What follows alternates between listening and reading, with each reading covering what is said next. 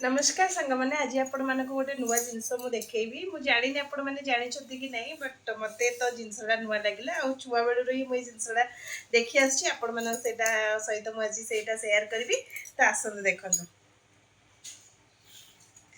तो एटा को फल आपण माने जदी जानिछथि ताले वीडियोटा पॉज करिके कमेंट बॉक्स में लिखिके कहंतु एटा कोन।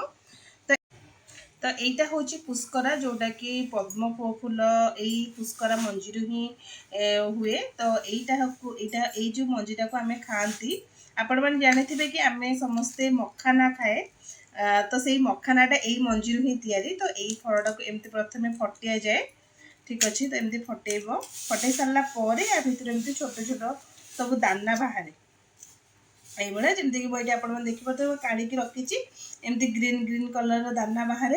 तो ये जो ग्रीन कलर चोपाटा को आपको छड़ाइवाई पड़ो।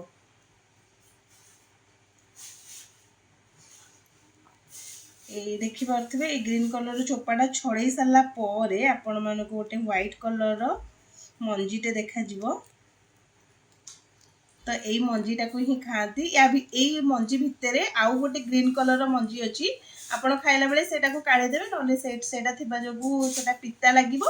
वन्स सेटा काढ़ीदेला परे सेटा आउ पिता लागिबोनी। तो यहाँ छड़े कि आपण मैंने यहाँ को खाई भी पारे आईटा भल लगे खाइबा पेगा। तो यहाँ हूँ गोटे ये जिनसटा देखु यहाँ हूँ माली देउल आमर मंदिर को पिंधिकी जापाइका यही मालीटा को व्यवहार कराए। ये मालीटा यही मंजी ही तैयारी सूतारे यही मंजीटा को गुंथी देला परे ये भलिया माला तैयारी करदेबे ताको बाहर रखीदेला परे सेटा पूरा हार्ड हो जाए।